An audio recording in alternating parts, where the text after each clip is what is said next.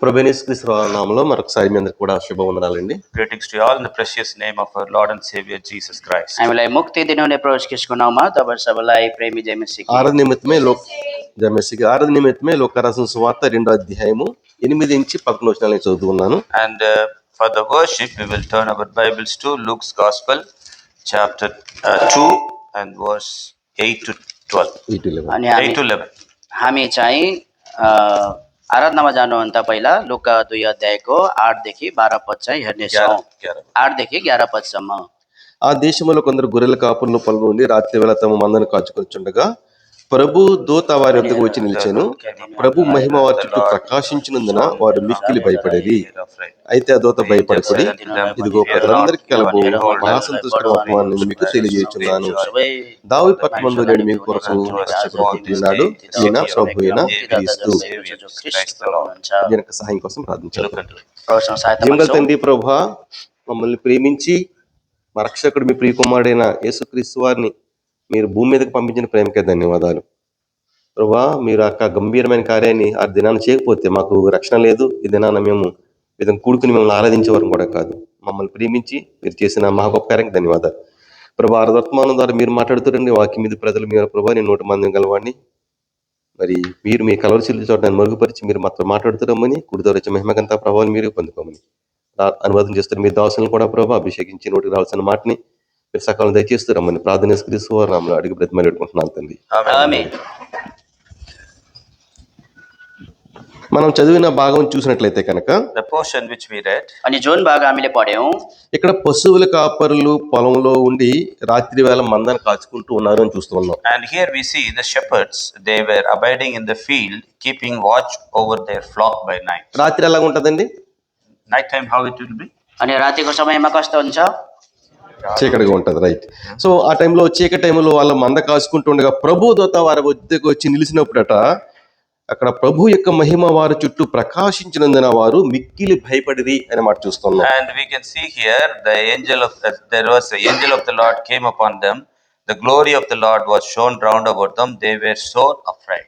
अनि हेर प्रभुका दूत तिनीहरूका आएर प्रभुको तेज तिनीहरूका वरिपरि चम्कियो र तिनीहरू साह्रै डराए. ఈ గదిలోకి మనం వచ్చామనుకోండి, చీకటి ఉందనుకోండి, చీకటిలోకి వెళ్ళంగా భయపడతామా లేకపోతే వెలుగు వచ్చిన తర్వాత భయపడతాం మనం? And when we are come in this room, if it is dark we will fear, or if it is light we will fear. यदि हामी यो रुम भित्र आउँदा चाहिँ यदि त्यहाँनिर अँध्यारो हुँदा चाहिँ हामी डराउँछौँ, या त्यहाँनिर लाइट हुँदा हामी डराउँछौँ. కదా ఇక్కడ రాయబడిన మాట, डराउँछौँ. ఇక్కడ రాయబడిన మాట చూస్తే వెలుగుకి వాళ్ళు భయపడ్డారని మనం చూస్తాం. And here we see for the light they were afraid. यहाँनिर जब ज्योति चम्कियो तब तिनीहरू डराए. మనం కూడా అనేక సార్లు వెలుగుకి భయపడే వర్గాలు ఉంటాం. And sometimes we were also for the fear to the light. कहिलेकाहीँ हामी पनि त्यो ज्योति देखेर चाहिँ डराउँदछौँ. ఏదైనా నీ నాలో ఒక అబద్ధం ఆడే అలవాటు ఉందనుకోండి, దాన్ని చీకటితో పోల్చుకున్నాను అనుకోండి, ఆఫీస్కి లేట్కి వెళ్ళినప్పుడు ఎందుకు లేట్ అయిందంటే ఏదో కారు ఏదో ఇబ్బంది వచ్చింది అని ఒక అబద్ధం ఆడేస్తే మనకు అక్కడ ప్రాబ్లం సాల్వ్ అయిపోతుంది. And we see that when we speak lie, that we are afraid of it, and we go to the office and we say that I came late because my car was broken. If it is a lie, that we will be afraid. यदि हामी कहिले चाहिँ झुट बोल्यो भने हामी डराउँदछौँ. अफिसमा हामी कहिलेकाहीँ ढिलो गयौँ भने हामी भन्छौँ कि मेरो गाडी बिग्रेको कारणले हामी ढिलो आयौँ. हामीले त्यो ढाटेको कारणले चाहिँ हामी डराउँदछौँ. కానీ ఒకవేళ దేవుడిని రక్షించుకున్న తర్వాత నీ నా జీవితంలో వెలుగు వచ్చిన తర్వాత ఎందుకు లేట్ అయిందన్న చోట నువ్వు నిజం చెప్పాలంటే భయపడేవాడుగా ఉంటావు, ఎందుకంటే అది వెలుగు కాబట్టి. And because after we accepted the Lord, the light came in our life. In that time when we want to say lie, we will be afraid. जब प्रभु हाम्रो जीवनमा आइसकेपछि त्यो समयमा यदि हामी झुट बोल्छौँ भने त्यो समयमा चाहिँ हामी डराउँदछौँ. అసలు భయం అనేది మనిషి యొక్క జీవితంలో ఎంటర్ అయిన మొట్టమొదటిసారి బైబిల్లో రాయబడిన మాట ఆదికాండము 3వ అధ్యాయం 10వ వచనంలో మనం చూడొచ్చు. So when we speak about fear, it first enter in the man's life was in Genesis chapter 3. Chapter 3 verse 10. यदि हामी चाहिँ डरको विषयमा हेर्ने भने मान्छेको जीवनमा कस प्रकारले पहिलोचोटि डर पस्यो हामी उत्पत्ति 3 अध्यायको 10 पदमा पाउँदछौँ. దేవుని మాటకి అవిధేయత చూపించిన కారణం చేత మనిషి జీవితంలోకి భయం అనేది వచ్చింది. So man when he disobeyed God, first time in his life fear came. अनि जब मानिसले आफ्नो जीवनमा पहिलो पटक परमेश्वरको अनाज्ञाकारिता भयो अनि त्यतिखेर चाहिँ डर पस्यो. అక్కడ ప్రారంభమైన భయము జీవితంలో కొనసాగుతూనే ఉంది. And that fear which was started there it was continue all our life. अनि त्यो डर चाहिँ त्यो दिनदेखि सुरु भएको थियो अनि यो चाहिँ हाम्रो जीवनमा चाहिँ निरन्तर भइरह्यो। చిన్నప్పుడు పిల్లలు పెరిగి పెద్దవాళ్ళు అయినప్పుడు మంచిగా ఉంటారు లేదనే భయం, పెరిగిన తర్వాత బాగా చదువుతారు లేదు భయం, తర్వాత జాబ్ వస్తుందో లేదో భయం, జాబ్ వచ్చిన తర్వాత ఫెయిల్ అయిపోతేమో భయం. And we see when the children are growing, their education we fear. When they grow, will they get the job? We have fear. When they get the job, will they get success? In that we have fear. जब नानीहरू बढ्दछन् हामी उसको पढाइको लागि चाहिँ हामी डराउँछौँ। नानी अलिक ठुलो हुँदै जान्छन्, उनीहरूको कामको लागि हामी डराउँदछौँ। अनि अझै तिनीहरू बढ्दै जान्छ भने तिनीहरू चाहिँ सफलता पाउँछन् कि पाउँदैनन् भन्ने विषयमा हामी डराउँदछौँ। ఆ విధంగా చూసిన తర్వాత వివాహం అవుతలేదు భయం, ఇటువంటి రకరకాల భయం. ఆఖరికి ఉన్న భయం ఏంటంటే చచ్చిపోతానేమో అనే భయం. And we see all kind of fear is there. In that final fear is fear of death. अनि सबै प्रकारको डरहरू त्यहाँनिर छन्, तर अन्तिम जो डर चाहिँ त्यो मृत्युको डर हो। నీ నాలో ఉన్న అంతిమ భయాన్ని తీసుకువేయడానికి ప్రభువైన యేసుక్రీస్తు వారు భూమి మీద జన్మించిన వారు ఉన్నారు. So the last fear, which is the fear of death, to remove that, Lord Jesus came in our life. अनि जो अन्तिम जो मृत्युको डर छ त्यो निकाल्न हटाउनको लागि प्रभु ख्रीष्ट हाम्रो जीवनमा आउनुभयो। యేసుక్రీస్తు వారి యొక్క జన్మమే అంటే ఇంకా పుట్టక మునిపే ఆయన యొక్క జన్మ మాటే మన జీవితంలో భయాన్ని తొలగించేది ఉంది. అందువల్ల ఇక్కడ చెప్పబడుతున్న మాట భయపడకుడి అనే మాట మనం చూస్తున్నాము. And we see his Jesus Christ's birth itself. It is the message is fear not. That's why the word here it says fear not. यहाँनिर यद्यपि प्रभु ख्रीष्ट उहाँको जन्म हुँदाखेरि नै यहाँनिर पनि हामी त्यो वचनलाई पाउँदछौँ कि नडराऊ भन्ने शब्द चाहिँ ప్రజలందరికీ కలగబోవు మహా సంతోషకరమైన సువార్త, సంతోషకరమైన కాదు మహా సంతోషకరమైన సువార్త, అది మన భయాన్ని తొలగించే సువార్త ఉన్నది. And we see, behold, I bring good tidings of great joy. It is a great joy which will take away the fear of man. अनि स्वर्गदूतले तिनीहरूलाई भने नडराऊ, किनभने हेर म तिमीलाई बडो आनन्दको शुभ समाचार सुनाउँछु जो सबै मानिसका निम्ति हुनेछ। దావీదు పట్టణమందు రక్షకుడు నీ నా కోసము జన్మించబోతున్నాడు. For unto you born this day in the city of David our Savior, which is Christ the Lord. अनि किनकि आज तिमीहरूका निम्ति दाउदको सहरमा एकजना मुक्तिदाता जन्मनु भएको छ जो ख्रीष्ट प्रभु हुनुहुन्छ। క్రీస్తు అనే శబ్దానికి అభిషిక్తుడు పరలోకంలో తండ్రి చేత అభిషేకించబడి నీ నా కోసము నీ నా పాపాలు తీసివేసి వేయడం కోసం భూమి మీదకి వస్తున్న ఒక రాజును చూడబోతున్నాము. Christ, we see, Christ means anointed one. अनि He is ख्रीष्ट anointed by the Lord to bring forth salvation into our life. अनि उहाँ चाहिँ हाम्रो जीवनमा मुक्ति ल्याउनको निम्ति परमेश्वरबाट अभिषेक गर्नुभएको उहाँ हुनुहुन्छ। ఒక పాత నిబంధనకి కొత్త నిబంధనకు ఉన్న వ్యత్యాసాన్ని మనం చూస్తే కనుక When we see the Old Testament, the New Testament, the difference, अनि हामी चाहिँ पुरानो र नयाँ नियममा फरक हेऱ्यौँ भने పాత నిబంధనలో శ్రేష్టమైన బలులు, ప్రథమ అర్పణలు ప్రజలు దేవుడికి ఇస్తూ ఉండేవారు. and we see in the Old Testament was some special things the people used to offer to God. अनि पुरानो नियममा हामी विशेष कुरालाई हेऱ्यौँ भने त्यहाँनिर मानिसहरूले चाहिँ परमेश्वरलाई बलिदान चढाउने गर्थे, उत्तम बलिदान चढाउने गर्थे। కానీ కొత్త నిబంధనలోకి వచ్చేసరికి దేవుడే మనిషికి ఒక శ్రేష్టమైన బహుమానాన్ని ఇవ్వడం చూస్తున్నాం. And when we come to the New Testament, God himself giving the mankind the best of best. अनि यदि नयाँ नियममा हामी आएर हेऱ्यौँ भने प्रभु आफैले मानिस जातिको निम्ति चाहिँ एकदमै उत्तम बलिदान जो दिनुभएको छ। అదే తన ప్రియ కుమారుడైన ప్రభుని యేసుక్రీస్తు వారిని నీ నా కోసము ఆయన బలిగిచ్చడమే అది ఉత్తమమైన బహుమానం. That is the Lord Jesus Christ. God has offered himself for us. अनि त्यहाँनिर प्रभु यीशु ख्रीष्ट परमेश्वरले आफैले हाम्रो निम्ति चाहिँ आफूलाई बलिदान दिनुभयो। ఈ రోజున అబ్బా తండ్రి అని మొరపెడుతూ ఉన్న మనము Today we call him Abba Father. अनि आज चाहिँ हामीले उहाँलाई अब्बा पिता भनिकन पुकार्दछौँ। ఎక్కడైతే ఇద్దరు ముగ్గురు కూడి ఉంటారో ఆయన సన్నిధి మా మధ్య ఉంది అని ప్రార్థించే మనము And wherever we two or three gathered in his name, his presence is there. अनि जहाँ जहाँ हामी चाहिँ उहाँको नाउँमा भेला हुन्छौँ, उहाँको उपस्थिति हाम्रो बिचमा हुन्छ। అసలు క్రైస్తవులుగా పిలవబడడానికి మన అర్హత లేని వాళ్ళు. And we were not worthy to called as a Christians. अनि हामी चाहिँ आफूलाई क्रिस्चियन भन्ने योग्यका हामी छैनौँ। ఇండియాలో తెలియక మత మార్పిడి చేసేస్తా అంటున్నారు కానీ మనం ఎలిజిబుల్ లేదు మాట, మన అన్నిలు మనం. And we see that India, they are saying that they are converting to Christianity, but actually we were Gentiles. अनि इन्डियामा तिनीहरूले भन्दछन् कि तिनीहरू चाहिँ क्रिस्चियनमा चाहिँ तिनीहरू बदली हुँदैछन्, तर वास्तवमा भन्यो भने हामी चाहिँ अन्य जाति थियौँ। యెహోవా దేవుడు అనే ఆయన ఇశ్రాయేలు ప్రజల దేవుడు. And we see that Lord Jehovah is the God of Israel. अनि यहोवा परमेश्वर चाहिँ इजरायलका परमेश्वर हुनुहुन्छ మనం దేవుడు లేని వాళ్ళం మనం. and we were without God. अनि हामी चाहिँ परमेश्वर विहीन थियौँ కానీ తన ప్రేమ మహాదయ సంకల్పం చెప్పున తన ప్రియకుమారుని పంపించడం ద్వారా మనము కూడా ఇస్రాయేలుతో సహపౌరులుగా అయిపోయిన వారు ఉన్నాము. And we see that because God sent His only begotten Son, the Lord Jesus Christ, we are also identified with Israel as we were entered into the commonwealth of Israel.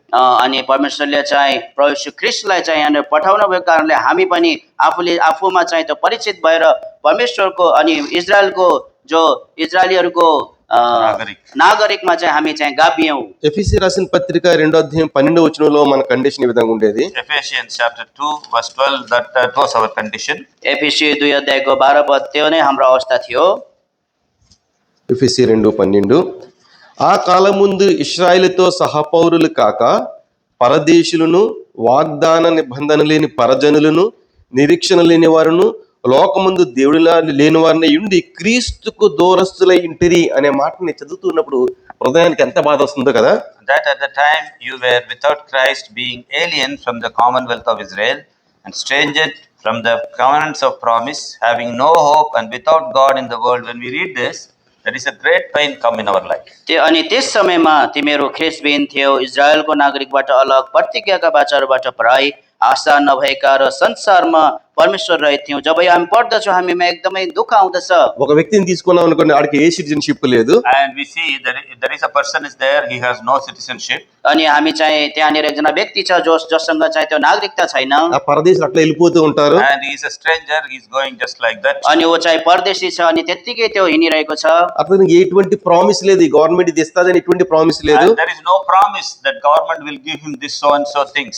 अनि अनि अनि मानिस अनि त्यो सरकारले चाहिँ उसलाई यस्तो यस्तो दिन्छु भनिकन जो प्रतिज्ञा पनि गर्दैन। ఎవరైనా ఏదైనా ఇస్తారనే నిరీక్షణ లేదు. And he has no hope that somebody will give something. अनि कसैले केही दिन्छ भन्ने कुरामा पनि ऊ आश्रित हुँदैन। అంతేకాకుండా దేవుడు కూడా లేకుండా ఉంటే ఒక వ్యక్తి పరిస్థితుల్లో ఉంటుందో ఆలోచించండి. And we see he has without God also, what would be his condition? अनि ऊ चाहिँ परमेश्वर रहित पनि हुन्छ, तब उसको अवस्था चाहिँ कस्तो हुन्छ होला। అదే మాట కొలస్సీ రాసిన మొదటి పత్రిక 21వ వచనం చూసినట్లయితే And కనుక we see Colossians 1:21. कलस्सी 1 अध्यायको 21 पद। మరి గత కాలం ముందు దేవునికి దూరస్తులను మీ దుష్క్రియలో ఉన్న మీ మనసుకు విరోధ భావం గలవారై ఉండిరి అనే మాట మనం And చూస్తున్నాము. we see, and you that were sometimes alienated and enemies in your mind by wicked works. अनि तिमीहरू बितेको समयमा दुष्ट कामहरूले गर्दा पराई भएका र आफ्नो मनमा शत्रु भएका थियौ। అటువంటి పరిస్థితుల్లో ఉన్న నిన్ను నన్ను దేవుడు చూసి ప్రేమించి తన ప్రియకుమారుని భూమి మీద పంపించిన వారు ఉన్నారు. And we see such a people we were. God has sent His only begotten Son for us, and He has called us. अनि हामी यस्तो अवस्थामा थियौँ, तर परमेश्वरले चाहिँ हामीलाई एकलौटे आफ्नो पुत्रलाई पठाइकन हामीलाई बोलाउनु भयो। ఎఫెసీ రాసిన పత్రిక 2వ అధ్యాయం 13వ వచనం చూసినట్లయితే And కనుక Ephesians 2:13.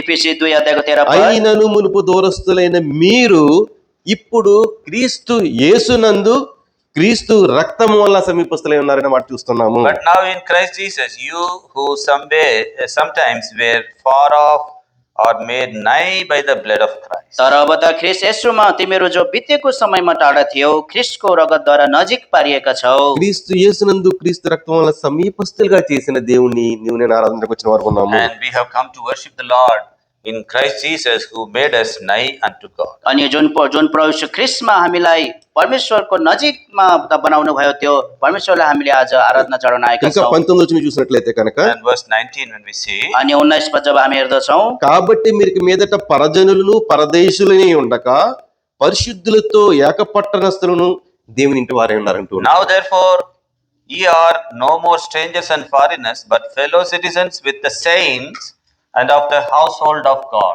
यसकारण अब उसो तिमीहरू पराई परदेशीहरू होइनौ, तर पवित्र जनहरूसँग सँगै नागरिकहरू हौ र परमेश्वरका घराना हौ। భయంకరమైన పాపస్థితిలో నివసిస్తున్న మనల్ని యేసుక్రీస్తు వారి రక్తం కడగడం ద్వారా పరిశుద్ధులతో ఏకపట్టణస్థులు చేసిన దేవుని నువ్వు ఆరాధన వచ్చిన వరకు ఉన్నాం. So we were aliens. We can see how God made us nigh unto Him, and He made us fellow citizens with His saints and also the household of God. हामी त शत्रु थियौँ, तर परमेश्वरले कस प्रकारले हामीलाई चाहिँ जो पवित्र जनहरूसँग सँगै नागरिक र आफ्नो परमेश्वरको घराना बनाउनु भयो। ఇంకా అద్భుతమైన మాట, దేవుని ఇంటి వారై ఉన్నారు అనే మాట వాడుతూ And ఉన్నాడు. we see God uses the word, we are the household of God. अनि परमेश्वरले यहाँनिर त्यो शब्द प्रयोग गर्नुभएको छ कि हामी परमेश्वरका घराना हौ। ఎవరన్నా అలాగా బయటికి వెళ్తూ ఉన్నప్పుడు ఇది బాబు ఎవరంటే అంటాం మా అబ్బాయి అండి, మా ఇంటోడండి అంటాం కదా. When we go out, if we are you, how are you? Then we say, this is my fellow man, and my family man. अनि बाहिर हामी जाँदा हामीले चाहिँ अनि तिमी को हौ भन्यो भने हामी चाहिँ भन्छ कि ऊ चाहिँ मेरो मेरो चाहिँ मेरो घरकै व्यक्ति हो भनिकन हामी भन्छौँ। ఒకప్పుడు దూరస్తునైన మనల్ని దేవుని ఇంటి వారిగా చేసిన దేవుణ్ణి, యేసుక్రీస్తు వారి రక్తం వలన చేసిన దేవుని నీవు ఆరాధించడానికి వచ్చిన వారు ఉన్నాం. So we were far away from the Lord, and we were strangers and foreigners, and today He made us the household of God. अनि हामी परमेश्वरदेखि टाढो थियौँ अनि परदेशी थियौँ, तर आज चाहिँ परमेश्वरले हामीलाई आफ्नो परमेश्वरको घराना बनाउनु भएको छ। నిన్ను నన్ను నిర్దోషులుగా చేయడానికి ఆయన ఏం చేశాడో తెలుసా? And to make you blameless, what did He do? अनि उहाँले हामीलाई निर्दोष बनाउनको लागि उहाँले के गर्नुभयो? కొలసి రాసిన మొదటి పత్రిక 22వ వచనం. So Colossians chapter 1 verse 22. कलसी 1 अध्यायको 22 पद। తన సన్నిధిలో పరిశుద్ధులుగాను నిర్దోషులుగాను నిరపరాధులుగాను నిలబెట్టుటకు ఆయన మాంసయుక్తమైన దేహమందు మరణం వలన ఇప్పుడు మిమ్మను సమాధానపరిచెను అని చూస్తున్నాము. In the body of His flesh through death, to present you holy and unblameable and unreprovable in His sight. तर अब मृत्युद्वारा आफ्नो मासुको शरीरमा उहाँले तिमीहरूको मिलाप गराउनु भएको छ, तिमीहरूलाई आफ्ना सामु पवित्र निष्कलङ्क र निर्दोष उपस्थित गराउनका निम्ति। నిన్ను నన్ను పరిశుద్ధులుగా నిర్దోషులుగా నిరపరాధులుగా నిలబెట్టడానికి మాంసయుక్తములో జన్మించిన దేవుని నీవు నేను ఆరాధించడానికి వచ్చిన వరకు So ఉన్నాము. we come here to worship the Lord who present us holy, unblameable and unreprovable. That's why He come in the body of His flesh through death.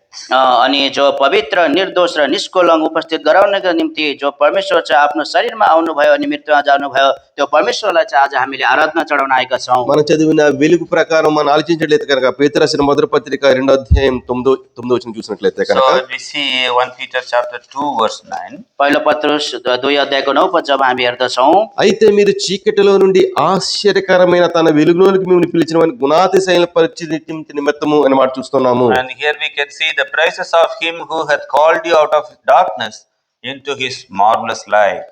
यहाँनिर चाहिँ हामी देख्दछौँ कि यसैले जसले तिमीलाई अन्धकारबाट आफ्नो अचम्मको ज्योतिभित्र बोलाउनु भयो उहाँको सद्गुणहरू तिमीहरूले प्रकट गर। ఇక్కడ ఆరాధించిన ప్రతి వారి యొక్క జీవితంలో కూడా చీకటిలోంచి తన ఆశ్చర్యకరమైన వెలుగులోకి పిలిచిన అనుభవం కలిగిన వారిగా ఉన్నాము. And we see those who are come here to worship the Lord, we have experience that God has called us from out of the darkness into His marvelous light. अनि जस कसैले चाहिँ यहाँनिर परमेश्वरलाई आराधना चढाउन उपस्थित हुनुभएको छ, तपाईँहरूमा यो अनुभव छ कि जो परमेश्वरले चाहिँ हामीलाई चाहिँ अन्धकारबाट आफ्नो अचम्मको ज्योतिभित्र बोलाउनु भएको छ। ఇక్కడ కూర్చున్న వాళ్ళందరూ కూడా ప్రభువైన యేసుక్రీస్తు వారి రక్తంలో కడగబడిన తర్వాత ఏర్పరచబడిన వంశంలోనే మనమందరం కూడా ఒకటై ఉన్నాము. And we see that we are washed by the blood of the Lord Jesus Christ, those who are sitting here, that we became the chosen generation of the Lord. अनि यहाँनिर चाहिँ जो जति हामी बसेका छौँ प्रभु यीशु ख्रीष्टको बहुमूल्य लौद्वारा धोइएका छौँ अनि हामी चाहिँ उहाँका चुनिएका जनहरू भएका छौँ। మన దగ్గర ఏమాత్రం ధనం లేకపోవచ్చు, మన పేదలై ఉండొచ్చు, కానీ ఇక్కడ దేవుడు నాకు మాట చెప్తూ ఉంది, రాజులైన యాజక సమూహంలో నిన్ను చేర్చడానికి ఇష్టపడిన దేవుడి నీవు ఆరాధనకు వచ్చిన వారు ఉన్నాం. And maybe we are not very rich, very poor, but here the God's word says we are the royal priesthood. अनि हुनसक्छ हामी चाहिँ धेरै धनी धेरै गरिब पनि छैनौँ, तर परमेश्वरको वचनले भन्दछ हामी चाहिँ राजकीय पुजारीगिरीको समाज हौ। ఒకనొక దినాన భయంకరమైన పాప స్థితిలో ఉన్న మనల్ని పరిశుద్ధ జనంగా చేసిన దేవుని ఆరాధించడానికి వచ్చిన వారు ఉన్నాము. Once upon a time we were in a sinful condition. Today God is calling us, you are an holy nation. अनि एक समय हामी चाहिँ त्यो पापमय अवस्थामा थियौँ, तर अहिले चाहिँ परमेश्वर हामीलाई भन्दै हुनुहुन्छ तिमीहरू चाहिँ एउटा पवित्र जाति हौ। అక్కడగా దేవుడు చెప్తున్న మాట, దేవుని సొత్తైన ప్రజలు అనే మాటను ఉపయోగిస్తూ ఉన్నారు. And God says you are my peculiar people. अनि परमेश्वरले भन्दै हुनुहुन्छ कि तिमीहरू चाहिँ मेरो निज प्रजा हौ। సొత్తైన ప్రజలు అంటే ఒక నెల అంతా కష్టపడిన తర్వాత మనం చెప్పుకున్నాం కదా, ఒక నెల శాలరీ వస్తే ఇది నా సొత్తండి, నా కష్టాల జీతం అంటాం కదా. అటువంటిది నీవు నేను కూడా తన ప్రశస్తమైన రక్తంతో కొనబడిన తర్వాత నీవు నేను అనే సొత్తుగా చేసుకున్న దేవుని నీవు ఆరాధించడానికి వచ్చే వరకు ఉన్నావు. So after working a month and we get the wages, we say this is my property. The same manner Lord has purchased us with His own precious blood, and He says this is my people, they are peculiar to me, peculiar people. जब हामी महिनाभरि काम गर्छौँ तब हामीले त्यसको ज्याला पाउँछौँ। हामीले भन्छ हाम्रो सम्पत्ति हो। त्यही प्रकारले परमेश्वरले पनि जो लौ बाउ नभए हामीलाई किन्नुभयो अनि अहिले उहाँले भन्दै हुनुहुन्छ कि हाम्रो यो चाहिँ मेरो विशेष जाति हो अथवा निज प्रजा हो भनिकन। ఏ రహత ఎగుతలేని నిన్ను నన్ను యేసుక్రీస్తు వారిలో ఇంత విస్తారంగా ప్రేమించిన దేవుని నీవు నేను ఆరాధించబద్దులమై ఉన్నాము. So we are we don't have any privilege.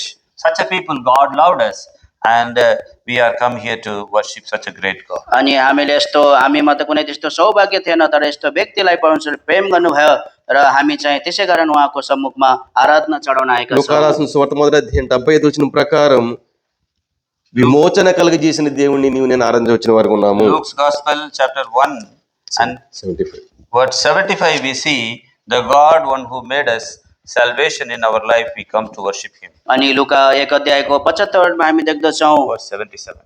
77 अनि 77 पदमा हामी देख्दछौँ उहाँका निज जातिलाई उनीहरूका पापहरूको क्षमाद्वारा मुक्तिको ज्ञान दिनलाई। మన శత్రువుల చేతి నుండి మనల్ని ద్వేషించి వారందరి చేతి నుండి తప్పించిన రక్షణ కలిగించిన దేవుని నీవు ఆరాధించవచ్చిన వారికి ఉన్నాము. So he delivered us from all enemies, that such a God that we come here to worship him. अनि जुन परमेश्वरले हामीलाई त्यो शत्रुताबाट हामीलाई निकाल्नु भयो त्यस्तो परमेश्वरलाई चाहिँ हामीले आराधना चढाउन आएका छौँ। తన పరిశుద్ధ నిబంధనను మన తండ్రి అయిన అబ్రహాంతో చేసిన ప్రమాణాన్ని జ్ఞాపకం చేసుకుని నీ నా కోసం ప్రభువైన యేసుక్రీస్తు వారిని భూమి మీదకి పంపించిన దేవుని నీవు ఆరాధనకు వచ్చిన వరకు ఉన్నాము. So he remembered the holy covenant that he made with his Abraham, and we see remember him, and such a God we come to worship him. अनि उहाँले चाहिँ त्यो पवित्र बाचालाई जो याद गर्नुहुन्छ, जसले अब्रामसँग त्यो बाचा गर्नुभएको थियो, त्यस्तो परमेश्वरलाई हामी आराधना चढाउन आएका छौँ। మనల్ని శత్రువు చేతుల నుంచి విడిపించి మన జీవితకాలం అంతా నిర్భయలమై ఆయన సన్నిధిలో పరిశుద్ధులుగా ఉండడానికి నిన్ను నన్ను ఏర్పరిచిన దేవుని ఆరాధించడం వచ్చిన వారు ఉన్నాము. Verse 74, he would grant unto us that we, being delivered out of the hand of the enemies, might serve him without fear. Such a God we come here to worship him. अनि 74 पदमा हामी देख्दछौँ हामीलाई त्यो दान दिनलाई जसले गर्दा हाम्रा शत्रुहरूको हातबाट छुटकारा पाएर यस्तो परमेश्वरलाई हामी आराधना चढाउन आएका మన छौँ। దేవుని మహావాస్యాలను బట్టి మన పాపాలు క్షమించిన దేవుని నీవు ఆరాధించడం వచ్చిన వారు ఉన్నాము. And because of his great mercies that he forgive us, and he forgives our sins, such a God we come to worship him. अनि उहाँको ठुलो करुणाद्वारा चाहिँ हाम्रो पाप क्षमा गर्नुहुन्छ यस्तो परमेश्वरलाई हामीले आराधना चढाउन आएका छौँ। చీకట్లోను మరణ ఛాయలోను కూర్చుండి ఎటువంటి స్థితి లేకుండా ఉన్న మన పట్ల తన వాత్సల్యతను చూపించి మనకి తన అరుణోదయ దర్శనాన్ని ఇచ్చిన దేవుని నీవు నేను ఆరాధించవచ్చిన వారు ఉన్నాము. So when we were sitting in the darkness, there is a day spring has lighted in our life.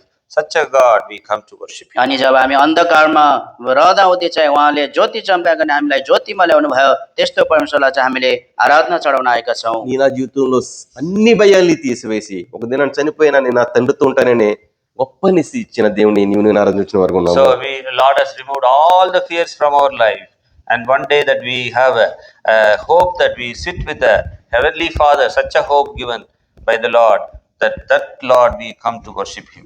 अनि हाम्रो सबै डर भयलाई चाहिँ उहाँले हटाइदिकन एक दिन परमेश्वरसँग हामी सँगै रहन्छौँ भन्ने जो आशा दिनुभएको छ, त्यही परमेश्वरलाई हामी आराधना चढाउन आएका छौँ। కొద్దిపాటి మాటతో దేవుని ఆరాధిద్దాం. Lord bless you. प्रभुले यस वचनमा आशीष दिनुभएको होस्। आमेन।